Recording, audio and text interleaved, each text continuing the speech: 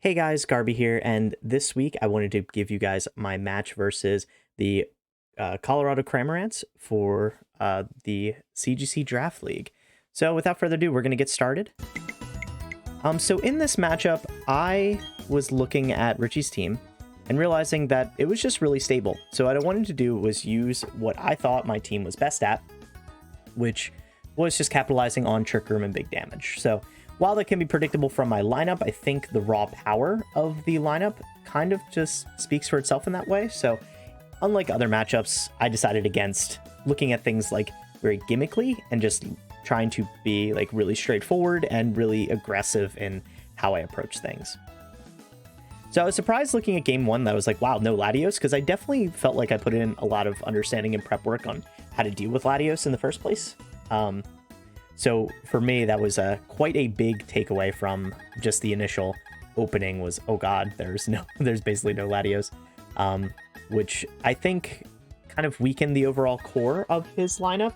Looking at it, but I was like, okay, the only thing now I'm worried about is this Gallade, because I don't know what to expect from it. It has a pretty deep move pool and a lot of different stuff that can exploit my mons pretty well, especially for things like Wide Guard is something I was going to be on the lookout for in this matchup. But we're opening with the classic Crest Hariyama just to be really safe opener, see what little exploits we might get out of it, and if we can just roll and get started right away, then it would be really comfortable for us.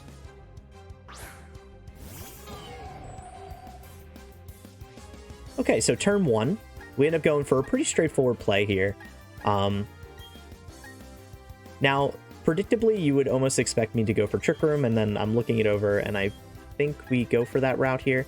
I'm definitely going to use the Fake Out on Hariyama. Okay, so we go for the Moonblast just to chunk out this this Gallade here, because I think there was also like an Imprison read at the beginning, because I know Gallade does have access to Imprison in the first place, so it is something that I'm consistently worried about here.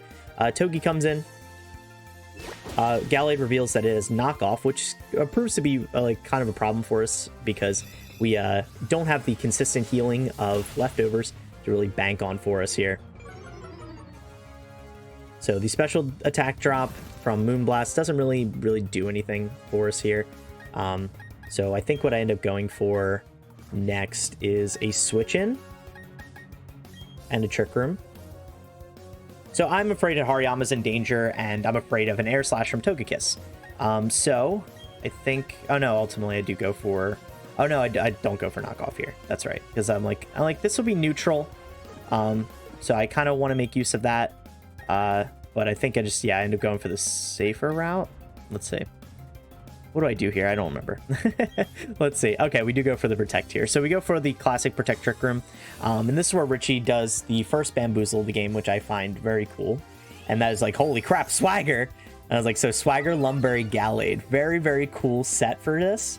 Lumberry allows for like really good flexibility, especially if I have access to things like Sleep. But having the option to Swagger with Togekiss, who is a really good support Pokemon in general, ends up being really strong.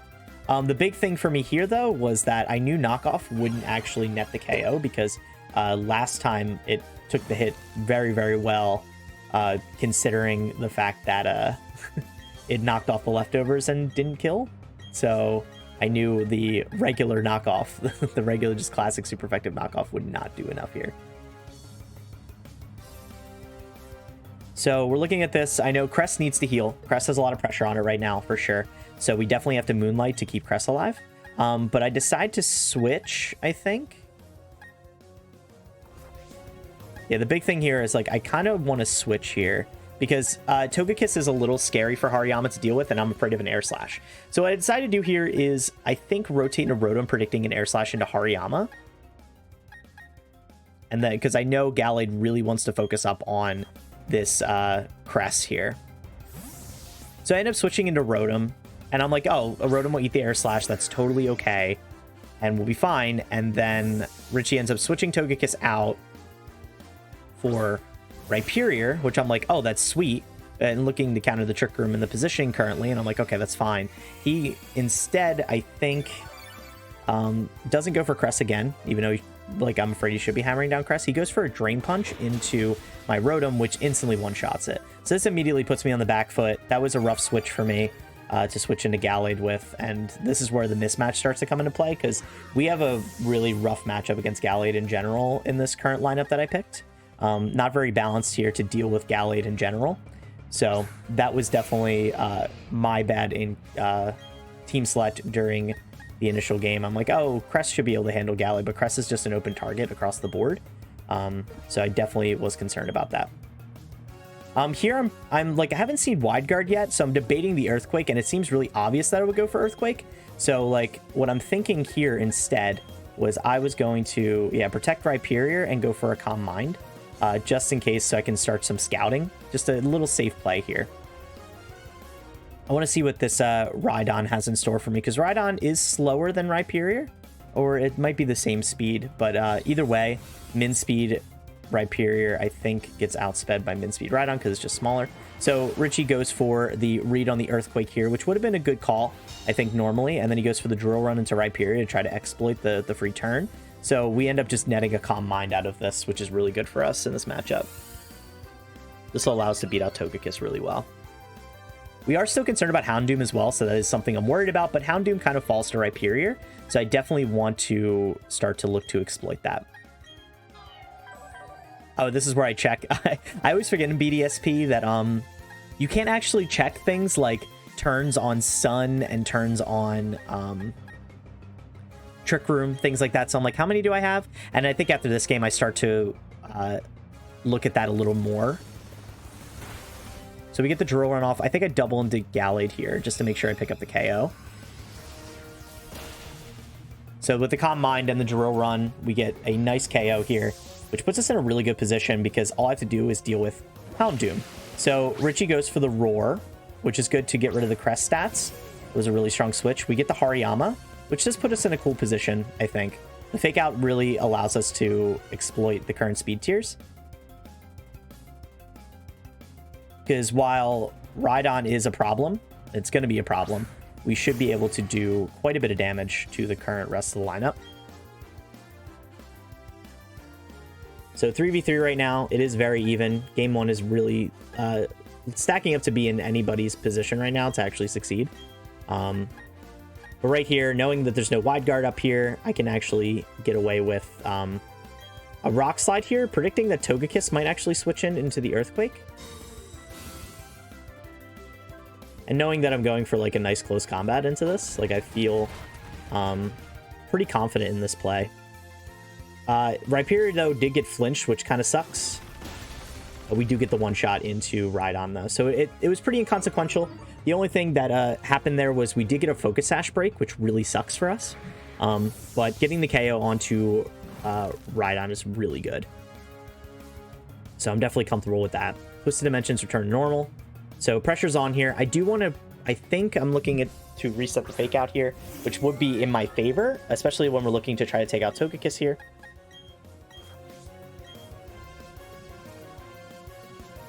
Now, I will say, though, that this next... like, I'm thinking, like, okay, I'm in a decent position here. It's clearly support Togekiss, so we should be okay. So I'm like, okay, let me go for a good play here, because I'm looking to try to close out. They're both weak to rock, and then we get the Flamethrower from the Houndoom here. But then this was big. This Grass Knot, oh, that bamboozled me. So not only did the Focus Sash break like be a big deal, now he revealed Grass Knot was the tech to deal with my Rhyperior, which was a very, very good tech on Richie's part. Like, I was not ready for that at all. Like, he didn't reveal it, and the fact that he had, like, Follow Me. So the full moveset is Follow Me, Swagger, Grass Knot, and I'm pretty confident that he would be running Air Slash, but I'm never really sure, because I think the Swagger with Confusion and Air Slash is a really good setup in replace of, like, say, a Paraflinch from Togekiss, where you would normally see that kind of stuff. So he goes for Air Slash into the Crest. Crest doesn't flinch here, thank God, so we get the Trick Room off, which is really good for us.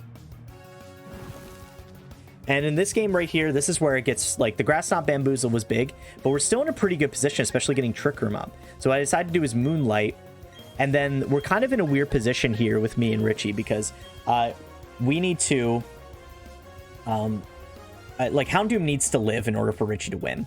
So it's really risky here for Richie to actually not protect, so I decide to protect in response. So that way Togekiss can't have the option to take out Hariyama. So I'm like, okay, I get the heal off, and if I get the protect, like, I win on the spot because I got the Trick Room up. So I go for the protect here. And then Richie decides that, oh, after the Moonlight, like, we'll see what Richie decides next after this. We didn't see the protect here with the Moonlight, and I was like, oh no, this is bad. So we blocked the Air Slash, like, we got the read there. But Richie decided to attack with Dark Pulse, which ends up being a huge deal because it puts me in a really hard position. Because Togekiss is definitely going to take out Hariyama with an Air Slash, and I really can't beat the Dark Pulse spam here. Now we have the Protect option, which is really bad for us. But, like, I can't beat this option here. So this is really scary for us. I think the best option that I should have probably did here is, in this position, I probably should risk the double protect, because I'm kind of pinned right now if I don't, and because Richie has to protect here now. Like, now that I'm vulnerable, it's like I feel obligated to go for the attack here, and I end up going for the close combat, which just played into his hand. Like, he's obviously going to protect here, and that was me being on the back foot and trying to decide on what to do. Double protect was definitely the play here for sure. I have no doubt in my mind looking back on this game, but that really puts me, I'm pretty sure I'm pinned here. There's not much I can do. The Air Slash is going to take out Hariyama for sure. Even my special defense investment, like, Togekiss is going to take it out easily. And we can't really exploit the Houndoom anymore. So it's pretty much over from here. But good game one. I think Richie had a really good read, and the Grass Knot prep was really good on their part. Definitely caught me off guard with a couple bamboozles, and hopefully in game two I can just come in and adapt. And that's kind of where my head's at now with it. It is what it is at that point. Like, I did everything I could to actually, like, avoid a lot of exploits and stuff, but with the misinformation that we had, like, there was only so much I can do in comparison. So we're going to close this out. I don't like to surrender any of these games, mostly because I want to see statistics and things like that for our matches. So I like to play them out completely and see if there's any more, like, information reveal. He already pretty much knows my crest set, so there's no new information to be acquired. But yeah, the Grass Knot, I will say the Grass Knot tech was really good. That definitely caught me off guard because I thought I was going to win that matchup, knowing that I got rid of, like, the key threats. But the Grass Knot definitely helped with closing that game out, because I think if Rhyperior was in that matchup, Rhyperior would have been a completely different game. So hats off to Rich with that tech that was really good, and really good read. It was a super risky play, but I think ultimately he ended up making the correct decision, reading that I was going to read his Protect, because I would have won on the spot if it was for that, unless he went for, like, double Protect. So I think in that matchup the adaptation was the double Protect in reflection. But either way, we have to adapt now, knowing that I was pretty much exploited by Gallade and had a really tough time dealing with it. What I decided to do here is do a pretty classic setup for me. So I'm going to open with Bellossom here. And I think I open with Torkoal as well. This is like the big knockback after you attack that I'm going to look to do with Bellossom. But sometimes there's two versions of this that I like to open with. It's either open with Torkoal right away because they can't do anything about it, and knowing that he doesn't have Fake Out on his team except for Blastoise, I feel pretty okay with doing this, because I think Richie's going to run it back with a pretty similar lineup. So from there, what I decided to do is just, like, try to exploit this opening that he might have. So I know this Gallade is Wide Guard. Like, I know for a fact it does. So what I'm going to open with is not the Eruption, because that's super predictable. What I decided to do is Sleep Powder the Houndoom and go for a Flamethrower into Gallade, because this will punish the Wide Guard, and ideally put Houndoom to sleep, which puts me in a good position. I know Gallade is Lumberry, so I can't just go for Gallade with Sleep Powder, because it's just a waste. But Bellossom has Wide Lens, so I feel pretty confident that I should be able to get this Houndoom asleep, and then from there, just start to, like, hammer away. Because if I can get into this position where Houndoom's asleep and Gallade is forced to attack, then we can just after you. But of course I miss. So turn one, big yikes, I miss. That sucks. And we get the Dark Pulse into it, so that really cuts down my damage potential with the Eruption. And Richie ends up not going for the Flamethrower here, or doesn't end up going for the Wide Guard, because I guess it was pretty predictable that I wouldn't do that. He goes for Trick Room. So for us, that actually benefits me a little bit because, like, being in this position, I can actually outspeed a lot of key targets here. But it does make Blossom a lot weaker, so I decided to switch into, I think, Hariyama. I switch into something. We're definitely not keeping Blossom on the board. That's for sure. Blossom is, like, significantly weaker in this position, especially a fire type that's technically slower than it right now is not a really good position for us to be in. So I think, yeah, I decided to go for the Flamethrower. I switch out my Blossom for sure. He brings in Tax Collector, so we get this Rhydon again. And I believe, yeah, what did I click? I didn't even miss that. Hariyama. So Hariyama is really good in this current position. Like, we get the burn off for free. The Flamethrower is going to suck, though, to deal with from the Houndoom here. So that's going to hurt quite a bit. So Hariyama's not happy with being in that position, but we get the burn on the Flame Orb still. We live because we're special defense invested. And we go for the knockoff, I think, into Houndoom, thinking he's going to switch. And then I think Solar Beam into Rhydon here is my play. I don't know if I agree with that in retrospect, but knowing he might keep Rhydon open because it should be slower than Hariyama is kind of a big deal. And he doesn't know I have Solar Beam yet. So I figured I'd just put it out there. He withdraws Tax Collector, though, which is a very interesting play. It brings in his Gallade once more. And Torkoal fires off the Solar Beam. Torkoal does pretty good work in this matchup, I think, overall. Despite eating the hit turn 1. I think in retrospect, too, I probably could have just gotten away with Flamethrower anyway. We get a nice knockoff here. It knocks off the Focus Sash, which ends up not mattering too much. A crit as well. But again, doesn't really matter too much. Hariyama does go down here to the Flamethrower. He just keeps the Houndoom open. Knowing he has Focus Sash, I think, was the bigger play there for him. Realistically, I think I should have went for a spread move with Eruption. Even though it's at half currently, I think it would have done enough to actually, like, make a difference and would have put us in a better position. Here, I think I go for the Moon, thinking I'm going to take out the Gallade with a Moonblast here. But I am still just regular Crest, and I'm very defensively invested, knowing that I want to get some, like, Calm Minds off. He goes for the Protect here, and I think he wants to go for the knockoff into Crest. So I go for the Flamethrower and miss that, obviously. And I go for the Moonblast, thinking I should be able to just pick up the KO on the Gallade. And, oh, he does. He does go down. Okay. Thought he didn't for some reason. There we go. So not too bad of a position for us. So I'm sitting here thinking, like, sure, Hariyama's down. That stinks, but we should be okay. Like, I'm not too worried. So I decided to go for, I think, a Calm Mind here. Or no, I go for Moonblast into the dog, and then Solar Beam into the Rhydon, thinking that that's the right play. And I think he goes for Drill Run. So I was very surprised to see that Rhyperior Rhydon was slower than my Torkoal. So I think he went for the hard tech into dealing with Torkoal. And even worse, Houndoom doesn't go down to this Moonblast. So we end up in a pretty bad position now instead of a good position that I thought we were in previously. Which does stink a lot, actually.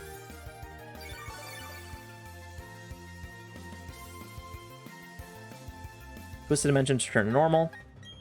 We are down to Blossom and Crest here. Now, this is definitely winnable, so I want to make that clear that this is like 1000% winnable. One thing I do forget about is that, like, I haven't seen everything yet, and I think I'm in a good position, and I realized that I forgot about Togekiss for some reason. I don't know if it was just, like, being just out of work or something. Like, I'm like, my mind, I didn't even think Richie had 3 Pokemon. Like, I wasn't paying attention to that aspect. So this was an easy switch in for him, which I should have definitely gone for. Like, the safer play was to go for, like, a Sleep Powder, for sure. So we know we tank this for sure. I go for the Energy Ball here. And then the Dark Pulse Flinch. It's just, like, really bad for us.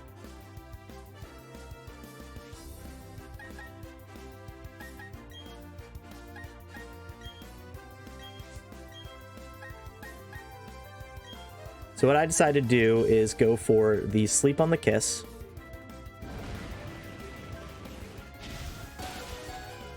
So Blossom tanks that, which is awesome. And then we go for Sleep Powder. We put Togekiss to sleep. So our defensive investment on Blossom was huge. And I'm so glad we got that. Because then we get the pick off here, which is great. So, because I had to go for a risky play here, and I just go for the Moonblast. That was really awesome.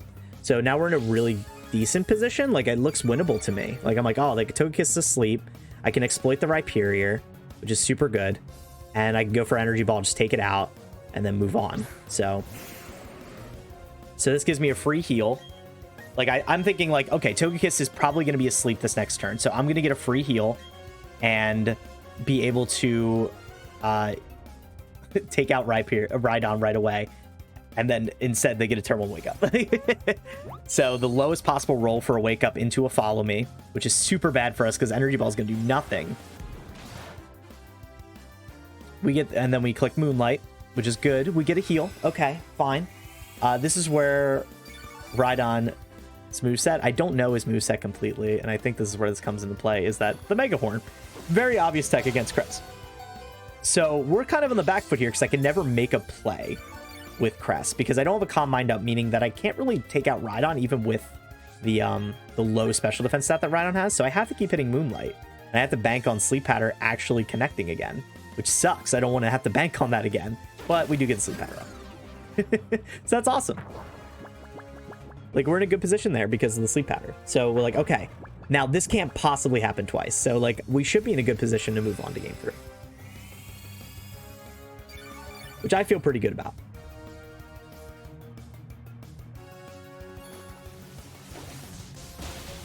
So we take the Mega Horn again. Great. Awesome. Love that.